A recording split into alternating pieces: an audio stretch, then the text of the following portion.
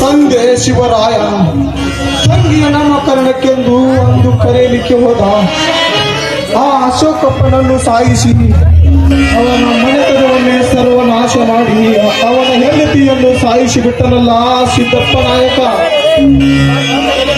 ಅಂದು ಅವನ ಹೆಂಡತಿ ನನಗೆ 3 ಜನ ಮಕ್ಕಳಿದ್ದಾರೆ ಎಂದು ಹೇಳಿ ಸತ್ತಳು. ನಾನು ಸ್ಕೂಲಿಗೆ ಹೋಗಿ ನೋಡಿದರೆ ನನಗೆ ಒಬ್ಬನು ಮಾತ್ರ ಸಿಕ್ಕ. ಇನ್ನುಳಿದ 2 ಮಕ್ಕಳು ಎಲ್ಲಿದ್ದಾರೋ ಹೇಗೋ. 10-18 ವರ್ಷಗಳಿಂದ ಅವರನ್ನು ಹುಡುಕಿರುವ ಜಾಗವೇ ಇಲ್ಲ. ಒಬ್ಬನಂತೂ ನನ್ನ ಸ್ವಂತ ತಮ್ಮನಿಗಿಂತಲೂ ಹೆಚ್ಚು ಪ್ರೀತಿ ವಾತ್ಸಲ್ಯ ನೀಡಿ ಅವನಿಗೆ ವಿದ್ಯಾಭ್ಯಾಸ ಕಲಿಸಿ ಅವನಿಗೆ ಬೇಗ ಒಂದು ಸರ್ಕಾರಿ ನೌಕರಿ ಸಿಗಲೆಂದು ಆಶೀರ್ವಾದ ಮಾಡುತ್ತಂದೆ. ಆಶೀರ್ವಾದ ಮಾಡು.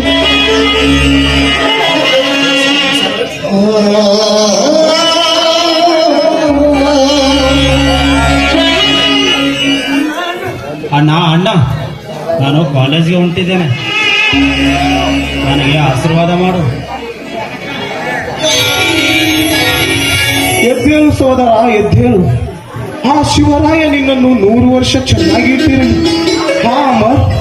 ನೀನು ಕಲಿತಿದ್ದ ವಿದ್ಯೆಯನ್ನು ಲಕ್ಷ್ಯವಿಟ್ಟು ಗುರುಗಳು ಹೇಳಿದ್ದನ್ನ ಸರಿಯಾಗಿ ಕಲಿತಿದೆಯಾ ತಾನೇ? ಅಮರ್, ನೀನು ಈ ವರ್ಷ ಪ್ರಥಮ ಸ್ಥಾನ ಪಡೆಯಬೇಕು. ಜಿಲ್ಲೆಯಲ್ಲಿ ಪ್ರಥಮ ಸ್ಥಾನ ಪಡೆಯಬೇಕು. ಅಣ್ಣ, ನಿನ್ನ ಆಶೀರ್ವಾದ ಒಂದು ನನ್ನ ಮೇಲಿದ್ದರೆ ಸಾಕು. ಡಿಸ್ಟಿಕ್ ನಲ್ಲಿ ಅಷ್ಟೇ ಅಲ್ಲ, ಸ್ಟೇಟ್ ನಲ್ಲೇ ನಂಬರ್ 1 ಆಗಿ ಬರಲಿಲ್ಲ ಅಂದ್ರೆ ನನ್ನ ಹೆಸರು ನಿನ್ನ ತಮ್ಮ ಮರೇ ಅಲ್ಲ.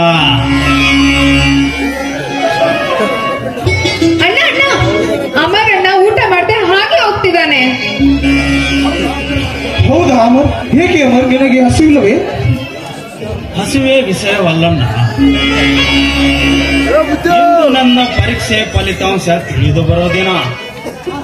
ಆ ಸಂತೋಷದ ಸುದ್ದಿಯಲ್ಲಿ ಹೊಟ್ಟೆಗೆ ಪ್ರಜ್ಞೆ ಇಲ್ಲದೆ ಹಾಗೆ ಹೊರಟಿದ್ದೆ. ಅಮರ್, ಆ ನಂತರ ಊಟ ಮಾಡುವಂತೆ ನಿಲ್ಲು ಅಮರ್. ಅಮರಣ್ಣ, ನೀನ್ ಊಟ ಮಾಡ್ಲಿಲ್ಲ ಅಂದ್ರೆ ದೊಡ್ಡಣ್ಣ ಊಟ ಮಾಡ್ತಾನೆ ಅಂತ ತಿಳ್ಕೊಂಡಿದ್ಯಾ? ಖಂಡಿತವಾಗ್ಲೂ ಊಟ ಮಾಡೋದಿಲ್ಲ. ಇಬ್ರು ಸೇರಿ ಊಟ ಮಾಡೋರಂತೆ. ಬನ್ನಿ ಒಳಗೆ. ಇಲ್ಲ ಮತ್ತಂಗಿ, ಆ ನಂತರ ಊಟ ಮಾಡುವನಂತೆ.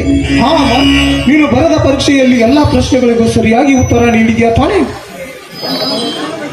ಅಣ್ಣ, ವರ್ಷಾನುಗಟ್ಟಲೆ ಕಲಿತ ವಿದ್ಯೆಯಲ್ಲಿ ಒಂದೇ ತಾಸಿನಲ್ಲಿ ಬರೆದ ಪರೀಕ್ಷೆಯಲ್ಲಿ ಇಡೀ ಸ್ಟೇಟ್ಗೆ ನಂಬರ್ 1 ಆಗಿ ಬರ್ತೇನೆ.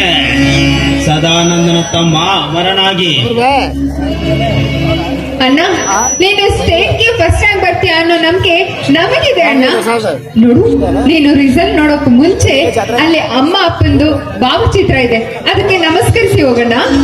ಅವರ ತಂದೆ ತಾಯಿಗಳಮ್ಮ, ಅವರಿಗೆ ನಾನು ನಮಸ್ಕರಿಸಿ ಹೋಗೋದಕ್ಕೆ. ಅಮ್ಮ, ಏನು ಮಾತನಾಡುತ್ತಿದೆಯಾ ಅಮ್ಮ ನೀನು? ಅವರು ನಿನ್ನ ಹೆತ್ತ ತಂದೆ ತಾಯಿಗಳನ್ನು ನಿನಗೆ ಅರಿವಿಲ್ಲವೇ? ಗೊತ್ತಣ್ಣ, ಗೊತ್ತು. ಅವರ ನನ್ನ ತಂದೆ ತಾಯಿಗಳಂತೂ ನನಗೆ ಚೆನ್ನಾಗಿ ಗೊತ್ತು. ಅವರೇನು ನನ್ನ ಹೆತ್ತು ಹೊತ್ತು ತಾವೇನು ಜೋಪಾನ ಮಾಡಿ ವಿದ್ಯೆ ಕಲಿಸಿಲ್ಲ. ತಾಯಿ ಬಸುರಿನಿಂದ ಉಸಿರಿಯದು ಎಳೆದ ತಕ್ಷಣ ನನ್ನ ಕಷ್ಟ ಕೊರತೆಗಳನ್ನು ನೋಡದೆ ನನ್ನನ್ನು ನನ್ನ ತಂಗಿಯನ್ನು ನಿನ್ನ ಉಡಿಯಲ್ಲಿ ಹಾಕಿ ಪ್ರಾಣ ಬಿಟ್ಟರು.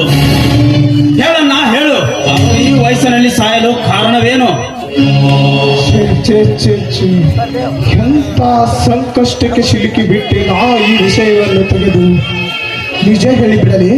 ಅವರೇ ನಿನ್ನ ಸ್ವಂತ ತಂದೆ ತಾಯಿಗಳು ಎಂದು ನಾನು ನಿನ್ನ ಸಾಕುವಾನ ಎಂದು ಬೇಡ ಬೇಡ. ಆ ತಾಯಿಗೆ ನಾನು ಒಂದು ಮಾತು ಕೊಟ್ಟಿರುವೆ, ನಿನ್ನ 3 ಜನ ಮಕ್ಕಳು ವಯಸ್ಸಿಗೆ ಬಂದ ಮೇಲೆ ಹೇಳುತ್ತೇನೆ ಎಂದು. ನಮ್ಮ ತಂದೆ ತಾಯಿಗಳು ಹೇಗೆ ತೀರಿಕೊಂಡರೆಂದು ಕೇಳಿದ್ದೆಲ್ಲ ಹೇಳುತ್ತೇನೆ ಕೇಳು. ನಮ್ಮ ತಂದೆ ಒಂದು ಸರ್ಕಾರಿ ನೌಕರಿಯಲ್ಲಿ ಕೆಲಸ ಮಾಡುತ್ತಿದ್ದರು. ರವಿವಾರ ಬಿಡುದಿನದಂದು ಅವರು ಬಾಡ ಸುತ್ತಲೂ ಟೂರ್ಗೆ ಹೋಗಿದ್ದರು. ಅವರು ಬರುವಷ್ಟರಲ್ಲಿ ಊರಿಗೆ ಒಂದು ಲಾರಿ ಡಿಕ್ಕಿ ಹೊಡೆದು ಪಾಪ ಅಣ್ಣ, ಕ್ಷಮಿಸಿ ಬಿಡು ಅಣ್ಣ ಈ ನಿನ್ನ ತಮ್ಮನನ್ನು. ತಂದೆ ತಾಯಿಗಳ ಕಷ್ಟ ಏನೆಂದು ಗೊತ್ತಾಗಲಿಲ್ಲ. ಅವರ ನೆನಪು ನಿನಗೆ ತಂದು ನಿನ್ನ ಕಣ್ಣಲ್ಲಿ ನೀರು ತರಿಸಿಬಿಟ್ಟೆ.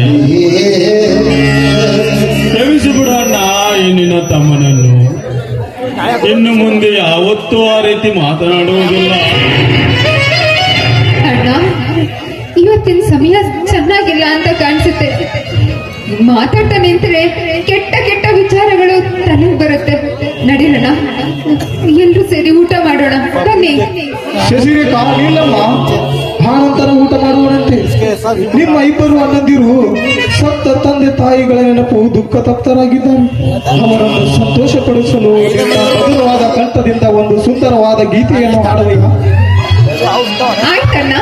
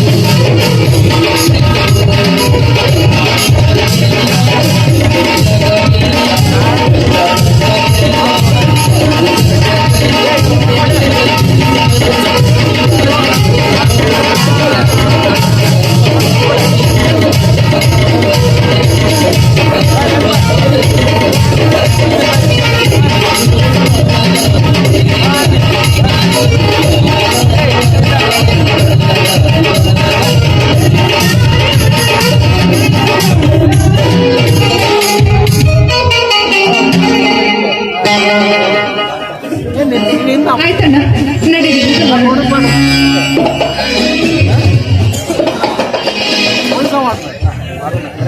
ಇವನಿಗೆ